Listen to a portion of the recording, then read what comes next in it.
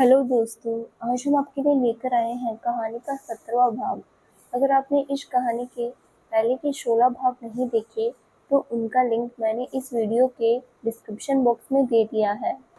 आप वहां जाकर देख सकते हैं। एक सूचना रीडर्स और लिसनर्स के लिए, लेखिका की तरफ से कोई भी कहानी सिर्फ दो कैरेक्टर पर होकर नहीं बन सकती, ना ही वो आगे बढ़ सकती है।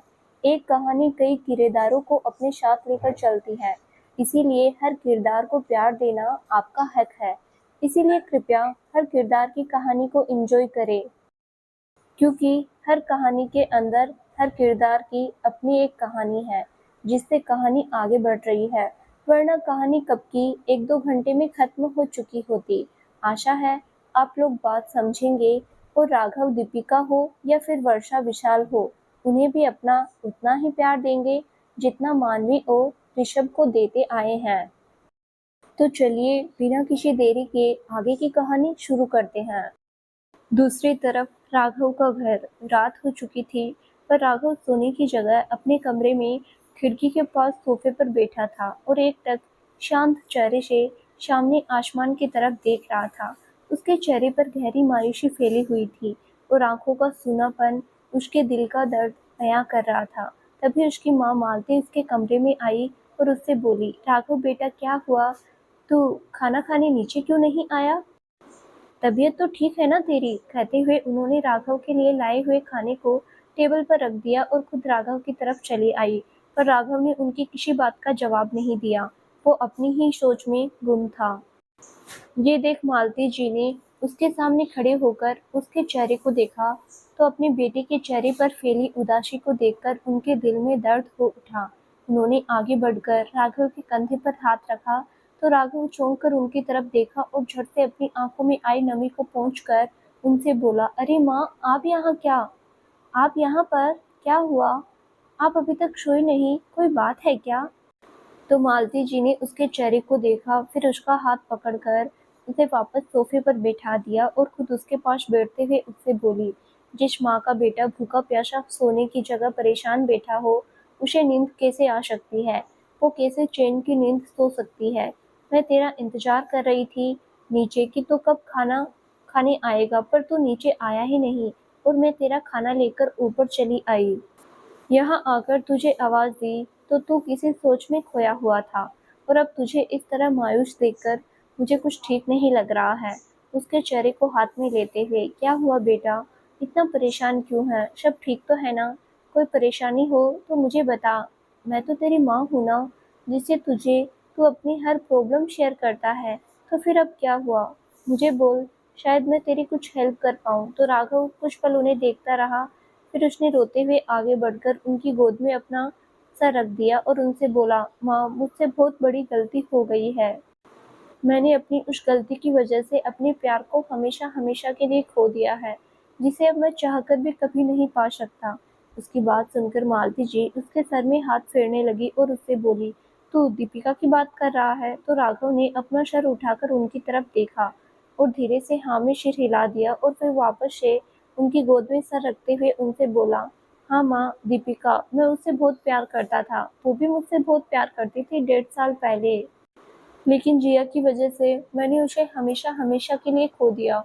यू नो व्हाट माँ, 1.5 साल पहले मेरे और दीपिका के बीच जो झगड़ा हुआ था, मिसअंडरस्टैंडिंग क्रिएट हुई थी, वो जिया ने की थी, क्योंकि वो मुझे चाहती थी। 3 दिन पहले जब मैं उसकी बर्थडे पार्टी में गया तब उसने ड्रिंक कर ली थी, जिस वजह से उसे अपना होश नहीं था और उसने मेरे करीब आने की कोशिश की। मैंने उसे खुद से दूर कर दिया, तो उसने गुस्से में मुझे 1.5 साल पहले का सारा सच बता दिया और ये भी कि दीपिका बिल्कुल इनोसेंट थी। उसने मुझे कभी धोखा नहीं दिया। इस वजह से आज माँ, मुझे खुद से घिन आ रही है कि मैंने क्यों दीपिका की जगह जिया पर विश्वास किया। काश मैं अपने प्यार पर विश्वास करता, किसी की बातों में ना आता, तो आज वो मेरे साथ होती, पर मैंने उसे धोखा दिया। अब वो मुझसे इतनी नफरत करती है कि मुझसे बात करना तो दूर, मेरी तरफ देखती भी नहीं है। जहाँ मैं होता हूँ वो उस जगह से अपना रास्ता भी बदल लेती है, और ये सब सिर्फ और सिर्फ मेरी वजह से ही हुआ है। मैंने अपनी गलती से ही अपने प्यार को खुद से दूर कर दिया। उसकी बात सुनकर मालती जी कुछ पल के लिए सोच में पड़ गई, फिर उसके सर को अपनी गोद से हटाते हुए उसे ठीक से बैठाकर उसके चेहरे को अपने हाथों में भरते हुए उससे बोली, क्या तू अभी भी दीपिका से प्यार करता है? तो राघव ने हाँ में अपना सिर हिला दिया, जिस पर मालती जी मुस्कुराते हुए उससे बोली, अगर तू उसे इतना प्यार करता है तो उसे मनाने की कोशिश कर, उसे समझा, उससे माफी मांग और उसे ये भरोसा दिला कि तू पास्ट में हुई उन गलतियों को दोबारा नहीं दोहराएगा और जिंदगी भर उसे प्यार करेगा। पर यूं इस तरह से हार मानकर मत बैठ बेटा। जब प्यार करता है तो अपने उस प्यार को पाने के लिए अपनी जी जान लगा दे। तो राघव उनसे परेशानी में बोला, माँ, जो आप कह रही है मैं वो करने की कई दफ़ा कोशिश कर चुका हूँ। मैंने कई दफ़ा दीपिका से बात करने की कोशिश की। इनफैक्ट इन 3 दिनों में मैंने हर वो कोशिश की जिससे उसे अपने करीब ला सकूं, उससे बात कर सकूं। मैंने उससे माफ़ी भी मांगी, उसे अपने प्यार का वास्ता भी दिया, उससे दूसरा मौका भी मांगा, पर वो मेरी तरफ देखती ही नहीं, ना ही मुझसे बात करती है। उसने मुझे साफ कह दिया है कि पास्ट में हुई चीज़ों को मैं उसे याद न दिलाऊं। वो अब मुझे भूलकर आगे बढ़ चुकी है और अब उसके दिल में मेरे लिए कुछ नहीं है। लेकिन मैं जानता हूँ वो मुझसे झूठ बोल रही है। वो अब भी मुझसे बहुत प्यार करती है, तभी तो उसने अभी तक अपनी ज़िंदगी में किसी को शामिल नहीं किया। अब पास्ट में हुई गलतफ़हमियों की वजह से और मेरी गलती की वजह से वो मुझसे नाराज़ है, पर मैं क्या करूँ? अब तो मैं कॉलेज भी नहीं जा सकता, क्योंकि राकेश वापस अपने कॉलेज आ गया है। मुझे समझ नहीं आ रहा कि मैं अब दीपिका को कैसे समझाऊँ, कैसे उसे अपने करीब लाऊँ। उसकी बात पर मालती जी मुस्कुराई और उससे बोली, बस इतनी सी बात, तू बेवजह परेशान हो रहा है, तू चिंता मत कर। कल सहगल्स के यहाँ पर हम होली पार्टी में जा रहे हैं। वहाँ पर मैं कल ही जानवी जी से तेरे लिए दीपिका का हाथ मांग लूँगी। हम दोनों बचपन की दोस्त है और वो तुझे पसंद भी करती है, इसीलिए मना नहीं करेगी। बस तू दीपिका को कैसे भी करके कल मना लेना। उसे बात करना, बाकी सब कुछ मैं हैंडल कर दूंगी। तेरा प्यार तुझसे दूर नहीं जाएगा, वो हमेशा तेरे पास रहेगी। उनकी बात सुनकर जैसे राघव का चेहरा खिल उठा और वो उनसे बोला, सच्ची माँ, आप सच बोल रही हो? क्या आप सच में दीपिका को हमेशा के लिए मेरी जिंदगी में ला सकती हो? तो मालती जी ने हाँ में अपना सिर हिला दिया, जिस पर राघव आगे बढ़कर जोरों से उनके गले लग गया और खुशी से झूलते हुए उनसे बोला, I love you mom, you are best mom in the world, love you so much. आप नहीं जानती आपने मुझे मेरी ज़िंदगी की कितनी बड़ी खुशी दी है। तो मालती जी ने प्यार से उसकी पीठ थपथपा दी और उससे बोली, चल चल ठीक है, अब शांत हो जा और खाना खा ले। तू मेरे लिए बहुत मैटर करता है बेटा, इसीलिए कभी किसी के लिए खुद को हर्ट मत करना, मैं बर्दाश्त नहीं कर पाऊंगी। मेरी ज़िंदगी सिर्फ तेरे सहारे ही गुजर रही है, ऐसे में अगर तुझे कुछ हो गया तो मैं जी नहीं पाऊंगी। मैं अपनी तरफ से हर वो कोशिश करती हूँ कि तुझे कभी किसी चीज़ की कमी ना होने दूँ, इसीलिए तेरे प्यार को भी तेरी ज़िंदगी में शामिल कर रही हूँ। पर कभी भी ऐसा कुछ मत करना जिसकी वजह से दीपिका हर्ट हो या फिर तू। तो राघव ने हाँ में सिर हिला दिया और उनसे बोला, यस मॉम, मैं प्रॉमिस करता हूँ आगे से मैं ऐसा कुछ भी नहीं करूँगा जिससे आपको प्रॉब्लम हो या फिर दीपिका को। मैं अपना बेस्ट देने की पूरी कोशिश करूँगा। उसके बाद मालती जी प्यार से राघव का सर चूमकर वहां से चली गई। वहीं उनके जाने के बाद राघव के चेहरे पर फैली हुई उदासी जैसे बिल्कुल गायब हो गई। वो कल के लिए एक्साइटेड होते हुए सोचने लगा कि वो कैसे दीपिका को मनाएगा। उसने जल्दी जल्दी खाना खाया और वो अपने बिस्तर पर लेट गया। साथ ही एक बार फिर से अपने अतीत की हसीन यादों में खो गया कि कैसे यूथ फेस्टिवल के वक्त पहली बार उसने दीपिका के लिए अपने दिल में कुछ महसूस किया था। आज यूथ फेस्टिवल था जिसके लिए बच्चों ने बढ़ चढ़कर पार्टिसिपेट किया था। दीपिका ने भी राजस्थानी फोक सॉन्ग पर डांस चुना था क्योंकि उसे राजस्थानी कल्चर बहुत पसंद था। इसके साथ ही उसने क्विज और डिबेट में पार्टिसिपेट किया था। वहीं दूसरी तरफ राघव ने भी डिबेट और सिंगिंग में पार्टिसिपेट किया था। पिछले कई दिनों से रिसर्च पेपर की प्रिपरेशन या तैयारी करते हुए उसने दीपिका को बहुत परेशान किया था, एक तरह से उसका जीना हराम करके रख दिया था। लेकिन वो इस बात को नहीं झुठला सकता था कि पिछले कुछ दिनों में दीपिका के साथ रहते हुए उसके दिल में दीपिका के लिए कुछ-कुछ होने लगा था और वो दीपिका के लिए कुछ-कुछ महसूस करने लगा था। पर अपनी पास्ट की कड़वी यादों की वजह से बस वो जानबूझकर दीपिका से दूरी बनाने की कोशिश कर रहा था, जो कि चाहकर भी नहीं हो पा रहा था। आज यूथ फेस्टिवल के दौरान उसकी नज़रें सिर्फ और सिर्फ दीपिका को ही ढूंढ रही थी, जो उसे कहीं दिखाई नहीं दे रही थी। उसका सिंगिंग राउंड हो चुका था और डिबेट चल रही थी। उसकी डिबेट खत्म हुई तो गर्ल्स डिबेट शुरू हो गई। वो दीपिका को देखने की इच्छा में ऑडियंस के बीच जाकर बैठ गया। पर हाय रे बुरी किस्मत, उसी वक्त उसके टीचर्स ने, जो कि कंपटीशन के लिए बच्चों के साथ आए थे, उन्होंने किसी काम की वजह से उसे अपने पास बुला लिया, जिस पर राघव चिढ़ते हुए वहां से चला गया। थोड़ी देर बाद डिबेट राउंड खत्म हुआ, जिसमें दीपिका सेकंड आई। धीरे धीरे सभी में कंपटीशन खत्म हो गया। अब बारी थी डांस राउंड की, तो और कॉलेज के बच्चों ने भी डांस किया। तभी जैसे ही स्टेज पर दीपिका का नाम अनाउंस हुआ तो राघव का सारा काम खत्म करके ऑडियंस के बीच जाकर अपनी सांसें थामकर बैठ गया। उसकी नजरें सिर्फ स्टेज की तरफ टिक गई, जो कि दीपिका को देखना चाहती थी। थोड़ी देर बाद स्टेज से पर्दे हटे तो उसकी आंखों के सामने खड़ी दीपिका पर ठहर गई। उसका दिल जोरों से धड़कने लगा। सामने दीपिका स्काई ब्लू और पिंक कलर की कॉम्बिनेशन वाली राजस्थानी पोशाक में खड़ी थी, जिसमें उसका गोरा रंग निखार के आ रहा था। उसके साथ ही उसने राजस्थानी ज्वेलरी भी कैरी की हुई थी, जिसमें उसके माथे पर सजा हुआ राजस्थानी मांग टीका उसके चेहरे की खूबसूरती को और भी ज्यादा बढ़ा रहा था। वो इस वक्त इतनी हसीन लग रही थी कि ऑडियंस में आधे से ज्यादा लड़कों की नज़र उसके ऊपर ही ठहर गई थी। तभी दीपिका ने राजस्थानी फोक सॉन्ग पर डांस करना शुरू किया, जिसमें लुक छुप ना जाओ जी, काडो कालियो कूद पड़ो मेला में, ओ म्हारी घूमर बना सज धज के, होलिया में उड़े रे गुलाल पल्लो लटके पर डांस किया। उसका डांस इतना मनमोहक था कि ऑडियंस और राघव उसके डांस में इतना खो गए थे कि वो लोग अपनी पलकें झपकाना भूल गए थे। जज ने खड़े होकर उसके डांस के लिए तालियां बजाई थी। इसके साथ ही दीपिका डांस में फर्स्ट प्राइज लेकर आई थी और राघव को उस वक्त पहली बार एहसास हुआ था कि दीपिका उसके दिल में अपने लिए वो खास जगह बना चुकी है, जो आज से पहले उसके दिल में किसी ने नहीं बनाई थी और अब शायद कोई बना भी नहीं पाएगी। उसके बाद राघव की नज़रें दीपिका को लेकर काफ़ी हद तक बदल गई थी, जिसका अंदाज़ा उसके दोस्तों को भी होने लगा था। और एक दिन जब राघव ने दीपिका को उसके किसी मेल फ्रेंड के साथ क्लोज होकर एक दूसरे का हाथ पकड़ के हंसी मजाक करते हुए देखा, साथ ही उन्हें देखकर उसके चेहरे पर जो गुस्सा उभरा, जो जलन उसके चेहरे पर आई, उसे देखकर उसके दोस्तों को अंदाजा हो गया था कि उनका दोस्त राघव इस वक्त दीपिका के लिए कुछ महसूस करने लगा है। इसके बारे में अतुल और राहुल ने जब राघव से पूछा तो उसने सच-सच उन्हें बता दिया कि वो दीपिका को चाहने लगा है। पर यश के मन में तो उस वक्त कुछ और ही चल रहा था। वहीं उसके बाद राघव जानबूझकर दीपिका की ओर पास जाने की कोशिश में लगा हुआ था। इतना ही नहीं, उसने दीपिका को उसके फ्रेंड के साथ इतनी चिपक कर बात करने की वजह से डांट भी दिया था और दीपिका सिर्फ गुस्से में बड़बड़ाती रह गई थी। सीनियर होने की वजह से वो उसे कुछ कह नहीं पाई थी। इसके साथ ही वो उसके प्रोजेक्ट में उसकी हेल्प कर रहा था, इसीलिए उसे खामोश भी रहना पड़ा था। धीरे-धीरे इसी तरह दिन बीते और फ्रेशर पार्टी आ गई। फ्रेशर पार्टी में सीनियर से लेकर जूनियर सभी शामिल हुए थे।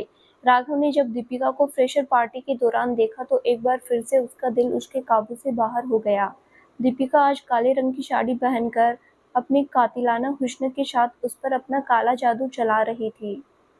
पार्टी में उसकी नज़रें रह रहकर दीपिका पर ही चली जाती। दीपिका से वो बात करना चाहता था, उसे अपनी फीलिंग्स बताना चाहता था, लेकिन जब से उनका रिसर्च पेपर खत्म हुआ था, दीपिका ने उससे बिल्कुल दूरी बना ली थी। इसीलिए उस पार्टी में भी दीपिका ने उसे बिल्कुल अनदेखा कर दिया था। पर राघव को कहाँ चैन था, उसे तो कैसे भी दीपिका से बात करनी थी, इसीलिए यही सोचकर वो दीपिका की तरफ बढ़ने लगा कि तभी उसके दोस्त आकर उसे वहाँ से ले गए। वहीं उसके जाने के बाद दीपिका ने चैन की सांस ली। पार्टी में रह रहकर वो भी चोरी छुपे राघव को निहार रही थी, या यूं कहें कि उसकी नजरें भी राघव पर ठहर रही थी। उसने कभी राघव के सामने अपने इमोशंस को बयां नहीं होने दिया था, लेकिन रिसर्च पेपर के दौरान राघव के साथ बिताए हुए वक्त की वजह से, साथ ही राघव ने जब रिसर्च पेपर के दौरान उसे परेशान किया था, उन सब चीज़ों को याद करते हुए पहले दीपिका चिढ़ती थी, लेकिन धीरे-धीरे वही चिढ़ अब दीपिका के मन में राघव के लिए जगह बनाने लगी थी और वह न चाहते हुए भी राघव की तरफ खींचने लगी थी। उसे एहसास हो गया था कि वो राघव के लिए कुछ तो फ़ील करती है। फिर उसके बाद राघव का उसका केयर करना, उसकी हर चीज़ की ज़रूरत को उसके कहने से पहले ही उसके करीब पहुँचा देना, ये सारी चीज़ उसे राघव के करीब ले आई थी। लेकिन उसे अपनी पहली मुलाकात के दौरान राघव से हुई झड़प याद थी। इसीलिए वो राघव की फीलिंग्स को जानती थी कि वो लड़कियों के लिए कैसा सोचता है। यही वजह थी कि वो चाहकर भी राघव के करीब नहीं जा पा रही थी कि कहीं राघव उसे गलत ना समझ ले। खैर पार्टी अभी भी चल रही थी कि तभी दीपिका वॉशरूम के लिए वहां से दूसरी तरफ चली गई। राघव ने जब उसे जाते हुए देखा तो वो वहीं रहा और उसका कुछ पल इंतजार करता रहा, लेकिन जब काफी टाइम तक दीपिका वापस नहीं आई तो उसे दीपिका की चिंता होने लगी।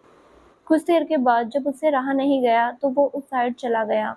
वो थोड़ा आगे गया तो उसे किसी की जोरों की आवाज आने लगी, जिस पर उसने उस आवाज का पीछा करते हुए अपने कदमों की रफ्तार तेज कर दी। जैसे ही वो वहां पहुंचा तो सामने देखकर हैरान रह गया और उसके चेहरे पर गुस्सा उभर उभर आया। सामने उसका दोस्त यश दीपिका के साथ जबरदस्ती करने की कोशिश कर रहा था। वो दोनों इस वक्त लास्ट वाले बाथरूम के गलियारे की तरफ थे, जहां पर कोई भी मौजूद नहीं था। शायद इसी का फायदा उठाकर यश यहाँ आया था। राघव तेजी से उधर बढ़ गया।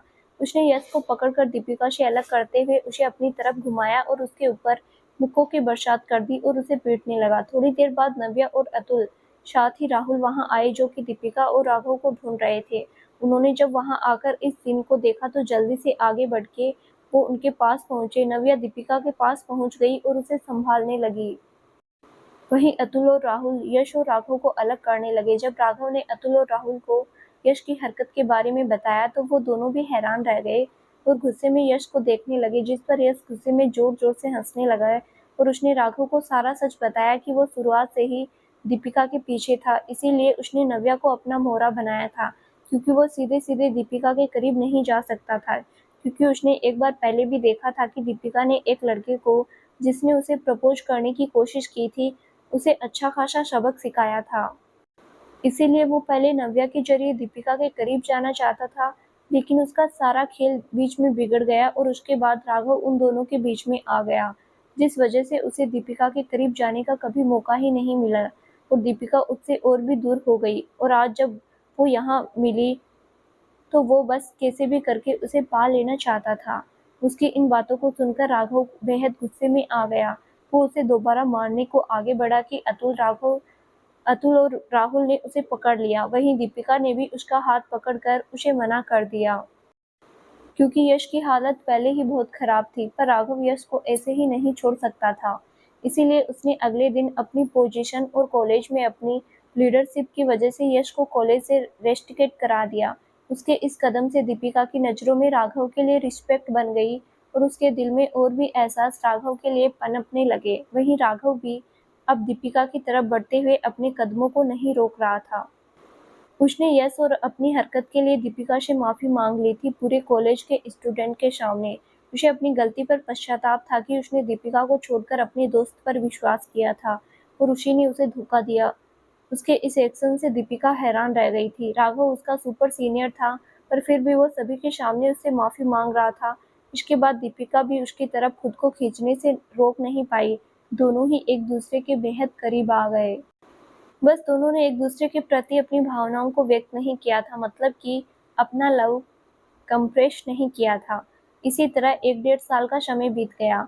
दीपिका और राघव अपने प्यार का इजहार करने ही वाले थे कि तभी उनकी जिंदगी में जिया नाम का तूफान आ गया, जिसने एक पल में उनकी प्यार भरी दुनिया को उजाड़ के रख दिया।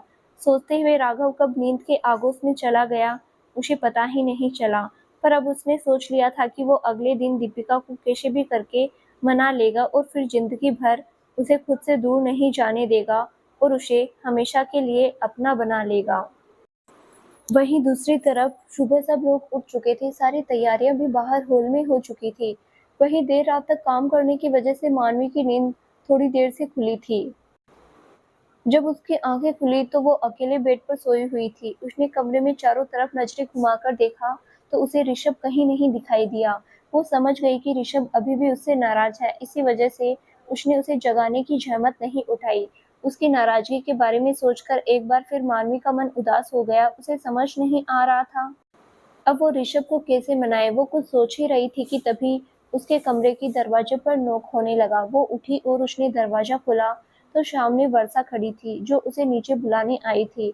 उसने मानवी को देखा और उसे नीचे आने का कहकर वापस जाने लगी कि मानवी ने उसका हाथ थाम लिया और मासूम से शक्ल बनाकर प्यार से उससे बोली, सुनना, वो तो मुंह फुलाकर बैठे हैं, अब तू तो मत फुला, वैसे ही उसकी वजह से परेशान हूँ, ऐसे में अब तू भी नाराज होगी तो मैं क्या करूँगी।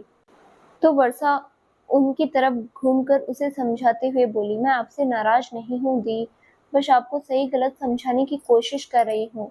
आप बेवजह खुद के और जीजू के बीच परेशानियां खड़ी कर रही है। तो मानवी हार मानते हुए बोली, ओके फाइन, मानती हूँ मेरी गलती है, लेकिन अब उसे सुधारने के लिए भी तो मुझे कुछ सोचना होगा, और इसमें तू ही मेरी मदद कर। अब तू ही बता मैं उन्हें कैसे मनाऊं। उसकी बात सुनकर वर्षा खुश हो गई, उससे गले लगाते हुए बोली, सच्ची दी, आप जीजू को मनाओगी? तो मानवी ने मुस्कुराते हुए हाँ में सिर हिला दिया।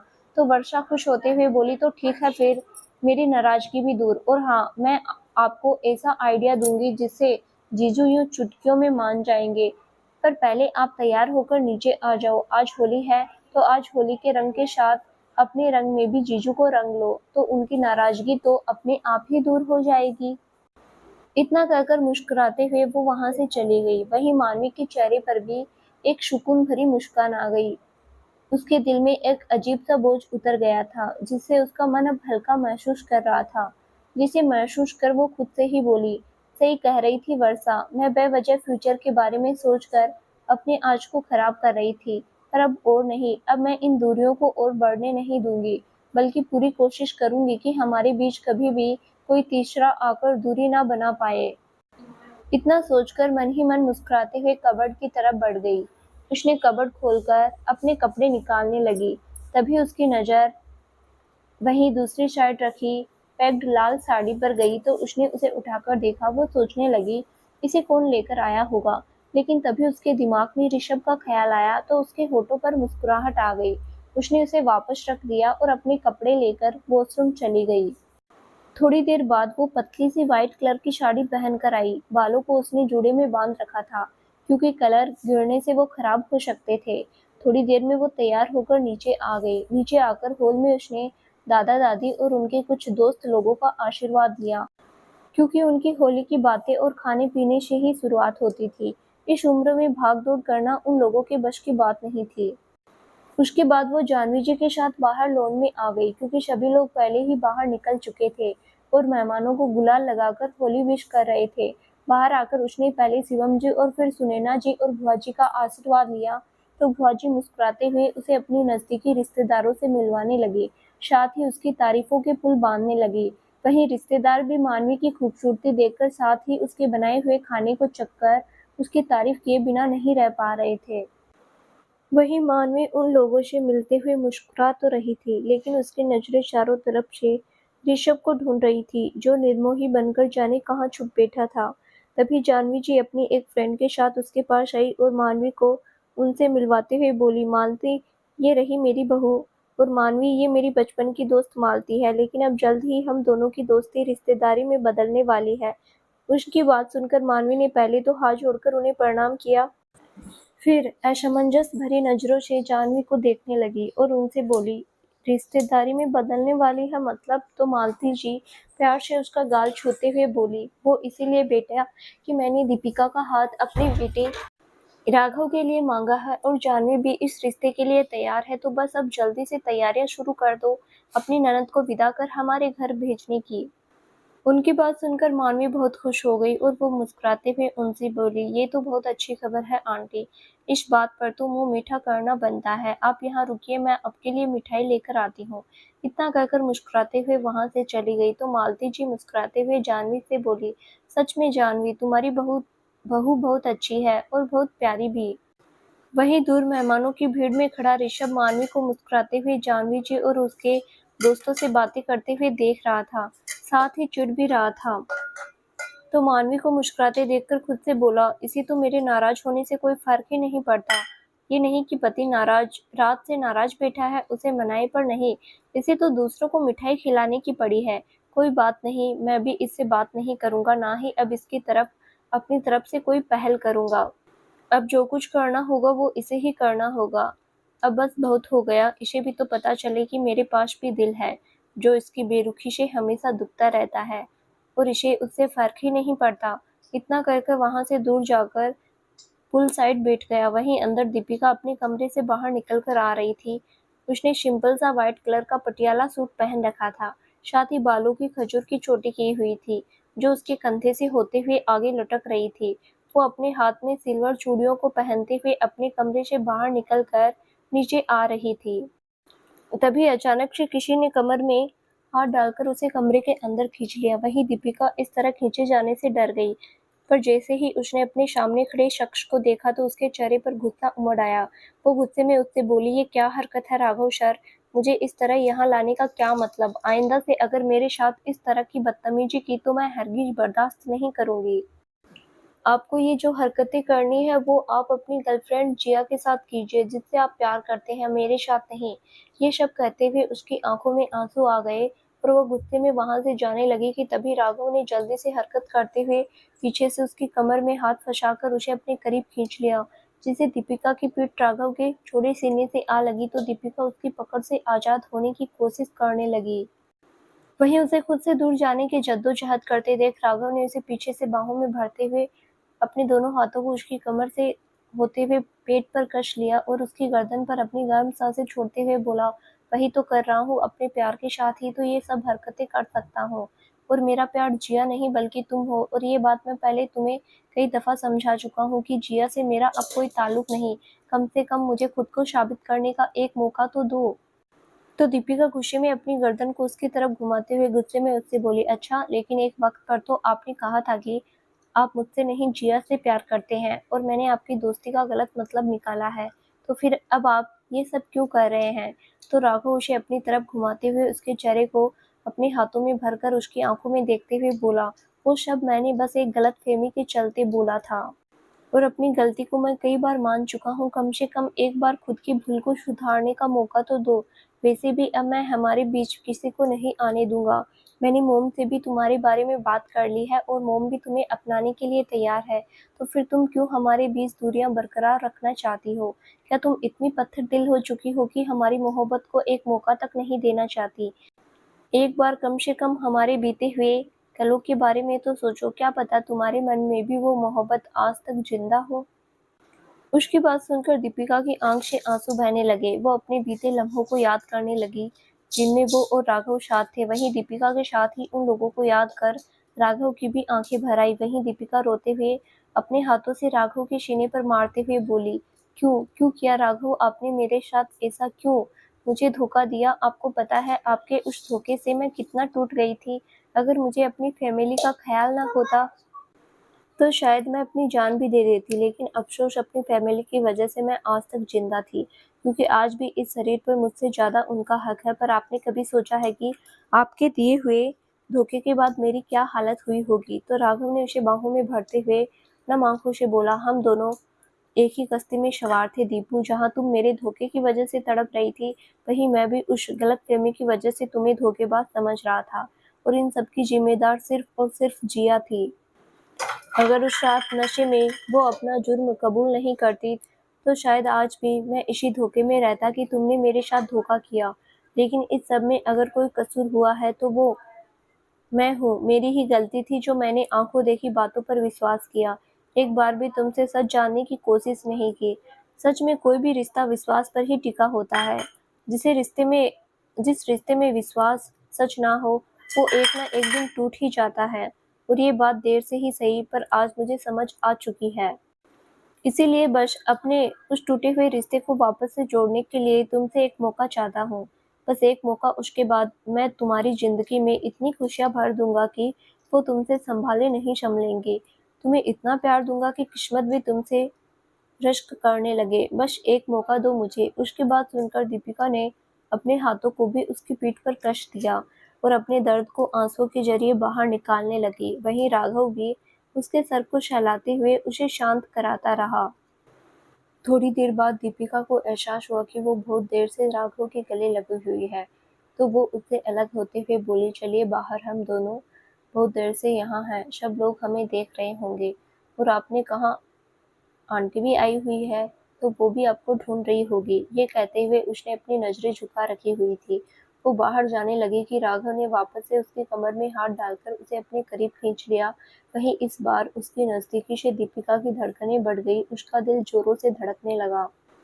वहीं राघव उसके गाल पर झूल रही एक लटको कान के पीछे करते हुए अपनी इंटेंस नजरों से उसके चेहरे पर आई लाली को देखते हुए बोला, ऐसे कैसे? जब इतने दिनों बाद गिले शिकवे दूर हुए हैं और होली का भी मौका है, तो ऐसे में बिना एक दूसरे को होली विश किए तो ना तो मैं खुद यहाँ से जाऊंगा ना तुम्हें जाने दूंगा। इतना कहकर अपनी जेब में हाथ डालते हुए कलर के पैकेट को निकाला, उसमें से थोड़ा सा कलर लेकर दीपिका के गालों पर लगा दिया। फिर उसके कलर लगे गाल को झुककर चूम लिया। उसकी इस हरकत से दीपिका की बदन में सिहरन दौड़ गई, उसकी आंखें खुद ब खुद बंद हो गई। वही उसकी घनी पलकों के बीच बंद आंखों को देख राघव अब उसकी नूरानी चेहरे में खोने लगा। उसने अपने एक हाथ को दीपिका की कमर पर रखा और उसे अपने करीब खींच लिया, जिससे दोनों के बीच की दूरी नजदीकी में बदल गए।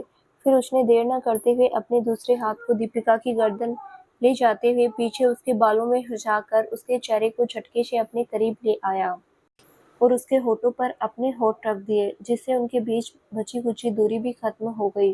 वहीं दूसरी तरफ मानवी पूरे गार्डन में चारों तरफ ऋषभ को ढूंढ रही थी, लेकिन उसे ऋषभ कहीं दिखाई नहीं दिया। तभी वर्षा मिठाई खाते हुए उसके पास आई। उसने देखा मानवी परेशान से अपनी नजरें इधर उधर दौड़ा रही थी। वो खाते हुए मानवी से बोली, क्या हुआ दी, आप किसे ढूंढ रही हो? तो मानवी उसकी तरफ घुरकर देखती है, फिर गुस्से में उससे बोली, और किसे, तेरे जीजू को रात से इस तरह मुंह फुलाकर बैठे हैं कि सामने ही नहीं आ रहे। उसकी बात पर वर्षा उससे बोली, अच्छा तो जीजू इस तरह आपको सता रहे हैं, इसका मतलब जीजू तो बहुत गुस्से वाले हैं। मैं तो आपकी फ्यूचर को लेकर परेशान हूँ कि आप इन फ्यूचर उन्हें कैसे झेलोगी। उसकी बात पर मानवी गुस्से में उसकी तरफ देखती है, तो वर्षा अपनी बात संभालते हुए मानवी से बोली, अरे मैं तो बस मजाक कर रही थी, आप तो यूं ही गुस्सा हो रही हो। खैर आप इधर आओ, मैं आपको एक ऐसी ट्रिक बताऊंगी जिससे पहले जीजू पल भर में आपकी सारी नाराजगी भूल जाएंगे। तो मानवी उसके करीब आती है, वहीं वर्षा उससे कुछ कहती है, जिसे सुनकर मानवी के चेहरे पर शर्म से भरी मुस्कुराहट आ जाती है। तो वर्षा उसके चेहरे को देखते हुए बोली, हाय, चेहरे पे ये शर्म की लाली, सच में अगर आज मैं लड़का होती तो जीजू से पहले खुद आपको अपना बना लेती और आपको यहाँ से लेकर भाग जाती। पर मेरा बैड लक कि मैं ऐसा नहीं कर सकती। मैं ये सोच रही हूँ कि जीजू आपको अपने सामने इस तरह देखकर खुद को कैसे कंट्रोल कर पाते होंगे। उसकी बात पर मानवी उसके कान पकड़ते हुए बोली, बदमाश, कोई अपनी बहन को ऐसे छेड़ता है क्या? तो वर्षा अपना कान छुड़ाकर सहलाते हुए बोली, अरे कान छोड़ो, मेरा दर्द हो रहा है मुझे, और आपसे मजाक नहीं करूंगी तो किससे करूंगी?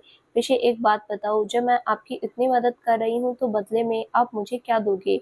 उसकी बात पर मानवी उसकी तरफ देखने लगती है, तो वर्षा भी उसकी तरफ देखते हुए बोली, नहीं, मेरा मतलब आजकल तो लेने देने से ही काम चलता है। अब जब मैं आपके लिए इतना जोखिम भरा काम करने वाली हूँ तो बदले में मुझे भी तो इनाम मिलना चाहिए। उसकी बात पर मानवी सिर हिलाते हुए बोली, ओके फाइन, बोल तुझे क्या चाहिए?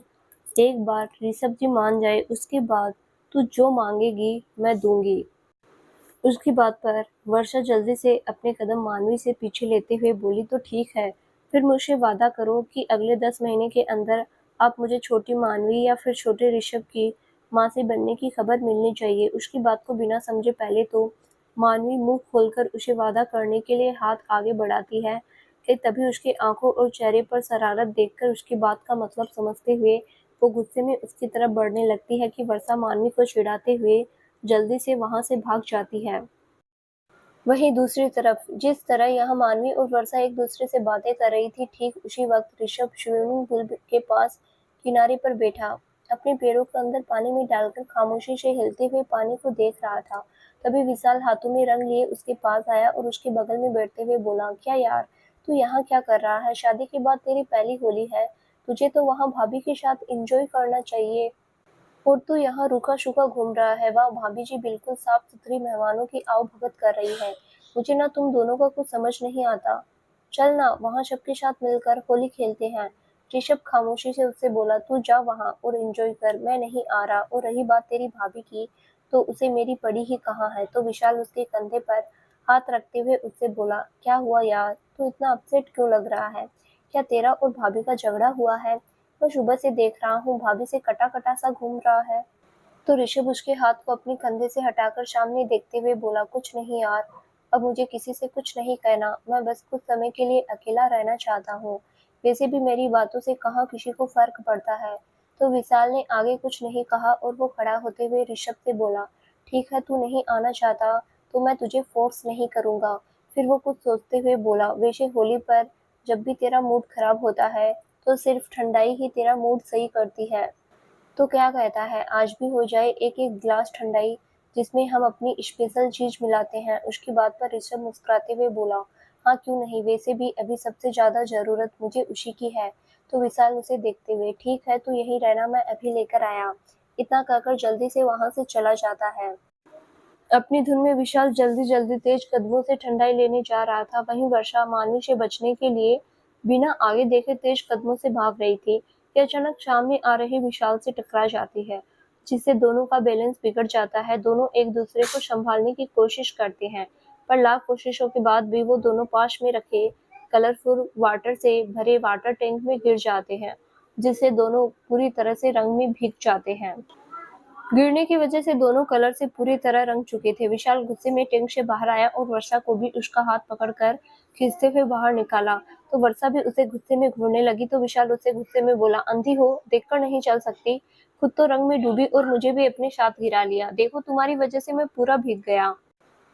तो वर्षा भी गुस्से में बोली, हाँ तो मैं देखकर नहीं चल रही थी, पर आप तो चल रहे थे ना, आप रास्ते से हट जाते, और ये क्या आप भीगे हैं? तो मैं भी तो भीगी हूँ, पर मैंने तो कुछ नहीं कहा, आप तो बस। तो विशाल उसकी बात बीच में काटते हुए गुस्से में, set up, just set up, मुझे ना तुम्हारी जैसी बदतमीज लड़कियों से बहुत नफरत है, जो खुद की गलती होने के बावजूद भी अपनी गलती ना मानकर दूसरों से अकड़ कर बात करती है। तो वर्षा गुस्से में, shame to you mister whatever, और अगर अभी मैं जल्दी में नहीं होती ना, तो ये जो आपने इतनी बदतमीजी से बात की है ना, उसका जवाब आपको अभी शूज समेत देती। इतना कहकर विशाल को खुद के आगे से एक तरफ करते हुए आगे बढ़ जाती है। वहीं विशाल उसे देखते हुए, ये बदतमीज लड़की, इसे तो मैं छोड़ूंगा नहीं, वैसे भी इसकी वजह से हमेशा मुझे परेशानी ही हुई है। वहीं वर्षा भी अब ऋषभ को ढूंढने लगी। तो उसने ऋषभ के बारे में घर के सर्वेंट रामू से पूछा। तो उसने उसे ऋषभ के पुल साइड होने के बारे में बताया। तो वर्षा हाँ में सिर हिलाते हुए आगे बढ़ गई। उसने अपने फोन से मानवी को भी मैसेज कर दिया। वर्षा जल्दी से पुल साइड एरिया की तरफ आई। उसने देखा ऋषभ वहीं पर बैठा सामने देख रहा था। तो उसने अपने चेहरे पर परेशानी वाले भाव को लाया और घबराती हुई तेज कदमों से ऋषभ के पास पहुंच गई और हाँफते हुए ऋषभ से बोली, जीजू वो मानवी दी, इतना कहकर तेज तेज सांसें लेने लगी। वहीं ऋषभ ने जब उसके चेहरे पर घबराहट और परेशानी देखी तो वो असमंजस से उसे देखने लगा। लेकिन जैसे ही उसने घबराते हुए मानवी का नाम लिया तो ऋषभ किसी अनहोनी के डर से उठकर खड़ा हुआ। उसके चेहरे पर भी परेशानी झलक आई। वो वर्षा की ओर अपने कदम बढ़ाते हुए परेशानी से बोला, क्या हुआ, तुम इतनी परेशान क्यों हो? और मानवी मानवी को क्या हुआ? अपने प्लान को काम करते देख वर्षा मन ही मन खुश हो गई और खुद को शाबाशी देने लगी। फिर घबराते हुए अपनी आंखों में आंसू लाए ऋषभ से बोली, वो मानवी दी काफी देर से आपको ढूंढ रही थी, इसीलिए आप नहीं मिले, तो मैं और दी आपको ढूंढने के लिए ऊपर टेरेस पर गए, पर हमें वहां पर आप नहीं मिले। तो हम वापस आने लगे कि अचानक से वहां गिरे पानी पर दी का पैर फिसला और वो गिर गई, जिससे पास पड़े झूले से उन्हें चोट लगी और वो बेहोश हो गई। आप जल्दी चलिए प्लीज, उसके सर से बहुत खून बह रहा। वर्षा की बात सुनकर ऋषभ बहुत घबरा गया। उसे उसकी सांसें रुकती हुई महसूस हुई, साथ ही उसकी आंखों में नमी भी बन आई।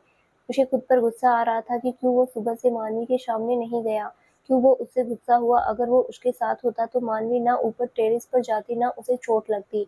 मानवी का ख्याल आते ही वो जल्दी से सब कुछ छोड़ छाड़ कर वहां से टेरेस की तरफ भागा।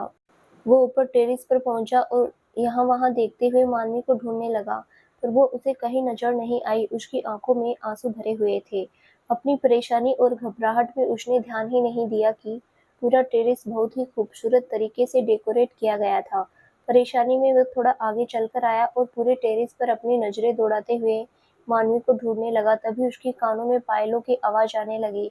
उसने सर घुमाकर देखा कि तभी मानवी अपने हाथ में पकड़ी थाल के सारे रंग को ऋषभ के ऊपर फेंक दिया और मुस्कुराते हुए ऋषभ के पास आई और उसके करीब आकर बोली, होली मुबारक हो ऋषभ जी, और हाँ, कल रात के बिहेवियर के लिए भी सॉरी। वहीं ऋषभ जो मानवी के लिए बेहद परेशान था, वो मानवी को अपने सामने सही सलामत खड़े देखकर हैरान रह गया।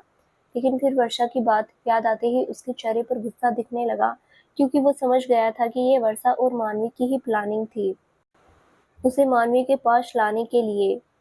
वो गुस्से में वापस जाने लगा कि मानवी उसका हाथ पकड़कर उसे रोकते हुए उसके करीब आकर बोली, अब मान भी जाइए, क्यों इतने गुस्सा हो आप कि अपने गुस्से में हमारी पहली होली को नाराजगी में ही खत्म कर देना चाहते हैं। तो ऋषभ ने कसकर उसके कंधों को पकड़ा और गुस्से में उसे झकझोरते हुए बोला, तो क्या करूं मैं? हाँ, तंग आ गया हूँ तुम्हारी इन बचकानी हरकतों से, जब मन करे पास आना, जब मन करे दूर जाना, क्या मेरी कोई फीलिंग नहीं? खैर तुम्हें समझाने से फ़ायदा ही क्या, तुम कहाँ मुझसे प्यार करती हो जो तुम्हें मेरी फीलिंग समझ आएगी। मानवी उसके होठों पर अपना हाथ रखकर उसकी आंखों में देखते हुए बोली, नहीं ऋषभ जी प्लीज ऐसा मत कहिए, इस दिल में अगर कोई है तो वो सिर्फ आप है। तो यूं अपने 2 पल की नाराजगी के पीछे मेरे प्यार को झुठलाइए मत। तो ऋषभ अपने होठों से उसका हाथ उठाते हुए, तो क्या कहूँ या हाँ, अगर प्यार करती तो क्या इतना बेहुदा मजाक करती, वो भी सिर्फ मुझे अपने पास लाने के लिए। तुम्हें पता भी है ये 2 पल मेरे ऊपर कितने भारी पड़े हैं। जब तुम्हारी उस बहन ने कहा कि तुम्हें चोट लगी है, मेरी सांसें रुक गई थी। एक पल को ऐसा लगा जैसे तुम मुझे छोड़कर कहीं दूर चली गई हो और तुम हो कि यहाँ पर, छोड़ो मुझे तुमसे कोई बात नहीं करनी। इतना कहकर ऋषभ जाने लगा तो मानवी जल्दी से पीछे से उसे बाहों में भरते हुए बोली, मानती हूँ इसमें मेरी गलती है, लेकिन मैं क्या करती, सुबह से आप मेरी नजरों के सामने नहीं आ रहे थे। आपको बिना देखे मुझे घुटन सी महसूस हो रही थी। मानती हूँ मैं सभी के सामने आपकी तरफ नज़र उठाकर नहीं देखती, आपको इग्नोर करती हूँ, लेकिन आप ये कभी नहीं समझ पाएंगे कि आप पर बिना ठहरे हुए भी मेरी नज़रें सिर्फ आप पर ही रहती है। मेरे दिल की धड़कन सिर्फ आपको ही अपने करीब महसूस करती है। मुझमें नहीं है हिम्मत आपकी नज़रों में देखकर बात करने की। नहीं बढ़ा पाती मैं अपने कदम आपकी तरफ, पर इसका मतलब ये नहीं है कि मैं आपको नहीं चाहती, मैं आपसे प्यार नहीं करती। सच तो ये है कि मेरे दिल की हर धड़कन पर सिर्फ आपका नाम लिखा है। मेरे रोम-रोम पर सिर्फ आपका हक है। बस मेरे पैरों में पड़ी हुई शर्मो-हया की बेड़ियों को मैं तोड़कर आपकी तरफ नहीं बढ़ा पा रही और ना ही आपसे ये बात कह पा रही हूँ। तो क्या इसमें मेरी गलती है? क्या आप मेरे मन की उलझन को नहीं समझ सकते? क्या खुद से आगे नहीं बढ़ सकते? उसकी बात सुनकर और उसकी मनोदशा समझकर ऋषभ उसकी तरफ पलटकर उसे गले लगाते हुए बोला, अगर ऐसी बात थी तो तुमने मुझे कहा क्यों नहीं? क्यों अपने एहसासों को मुझसे साझा नहीं किया? क्या अपनी भावनाओं को अपने तक रखा? एक बार कह देती तो देखती, क्या पता मेरा प्यार तुम्हारे सारे डर को दूर कर देता। खैर, तब ना सही, लेकिन अब तुमसे एक वादा करता हूँ कि मेरी ज़िंदगी में ना तो तुमसे पहले कोई था, ना कोई है, ना कोई आएगा। मेरी ज़िंदगी में हमेशा तुम रहोगी। तुम्हारी जगह कोई नहीं ले पाएगा, इसीलिए तुम्हें इतना इनसिक्योर होने की ज़रूरत नहीं है। और रही हमारी बीच की दूरियों को ख़त्म करने की बात, तो जब तक तुम नहीं चाहती और कंफर्टेबल महसूस नहीं करती, मैं तुम्हारे करीब नहीं आऊँगा। अब चलो नीचे, सब हमारा इंतज़ार कर रहे होंगे। इतना कहकर जाने लगी कि मानवी ने उसका हाथ थाम लिया। ऋषभ पलटकर उसकी तरफ सवालिया नज़रों से देखने लगा, तो वो नज़रें झुकाते हुए ऋषभ के करीब आई और अपने हाथों से ऋषभ के कंधे को थामते हुए उसके पैरों पर खड़ी होकर उसके करीब आई और अपने चेहरे को ऋषभ के चेहरे के बिल्कुल नज़दीक लाकर उसके कान में धीमी आवाज़ में सरगोशी करते हुए बोली, और अगर मैं कहूँ कि मैं खुद अब हमारे बीच की सभी दूरियों को ख़त्म करना चाहती हूँ, हमारे रिश्ते में से उस अधूरे पन्ने को ख़त्म करना चाहती हूँ, तो क्या आप मेरा साथ नहीं देंगे? उसकी नज़दीकी से ऋषभ, जो अपने होश खोने लगा था, वो मानवी की बात सुनकर अपने होश में आया और मानवी के चेहरे को अपने हाथों में थामते हुए उससे बोला, और ये बात तुम किस दबाव में आकर कह रही हो? अगर तुम्हें डर है कि अगर कहीं इस वजह से हमारे रिश्ते में आगे चलकर कोई परेशानी आई, तो मैं तुमसे वादा करता हूँ ऐसा कुछ नहीं होगा। लेकिन जल्दबाजी में कुछ भी ऐसा फैसला मत लो जिससे आगे चलकर तुम्हें अपने फैसले पर गिल्ट महसूस हो। इतना कहकर उससे दूर होने लगा तो मानवी ने आगे बढ़कर उसके चेहरे को अपने हाथों में थामते हुए उसके होठों पर अपने होठ रख दिए। वहीं ऋषभ उसकी इस हरकत से हैरान रह गया। उसका दिल जोरों से धड़कने लगा। ये पहली बार था जब मानवी ने खुद से उसे किस किया था और खुद की उसकी तरफ कदम बढ़ाते हुए उसके नजदीक आई थी, वरना हमेशा से ऋषभ की तरफ से ही पहल होती थी। अपने किस का रिस्पॉन्स न मिलने पर मानवी ने हल्की से ऋषभ के होठ को काट लिया, जिससे वो चीख उठा। फिर खुद भी मानवी की कमर को थामते हुए उसे खुद के नज़दीक कर किस बैक करने लगा। थोड़ी देर बाद मानवी उससे दूर हुई और नज़रें झुकाए हुए ऋषभ से बोली, आई थिंक अब आपको समझ आ गया होगा कि मैं जो कुछ भी करती हूँ वो किसी के दबाव में नहीं बल्कि अपनी मर्जी से करती हूँ, और अपने रिश्ते को अब एक नए मुकाम पर ले जाने का फैसला मेरा खुद का है, किसी के दबाव में आकर नहीं लिया मैंने। और अगर अब आप भी मेरा साथ देना चाहते हैं तो अगले 5 मिनट में कमरे में आ जाइएगा, आपके लिए सरप्राइज है। इतना कहकर शर्माते हुए वहां से चली गई। वहीं ऋषभ ने उसके जाने के बाद अपने बालों में हाथ घुमाया। इस वक्त उसके चेहरे पर कातिलाना मुस्कान थी, जो कि मानवी की बात का मतलब समझकर आई थी। वो मुस्कुराते हुए मानवी के पीछे चला गया। थोड़ी देर में ऋषभ कमरे में आया तो कमरे को देखता ही रह गया। पूरा कमरा बहुत ही ब्यूटीफुल डेकोरेशन के साथ डेकोरेट किया गया था, जिसमें सिर्फ कैंडल्स की ही रोशनी थी। साथ ही चारों तरफ मनमोहक खुशबू फैली हुई थी। उसने बेड की तरफ देखा तो पूरे बेड पर गुलाब की पंखुड़ियां बिछी हुई थी। साथ ही उनके बीच में गुलाब के वाइट पेटल से आई लव यू ऋषभ जी लिखा गया था, जिसे पढ़कर ऋषभ के होठों पर मुस्कुराहट आ गई। तो दोस्तों, आगे क्या होगा जानने के लिए इस कहानी का अगला भाग जरूर देखें, जो बहुत जल्द ही इस चैनल पर प्रसारित किया जाएगा। धन्यवाद।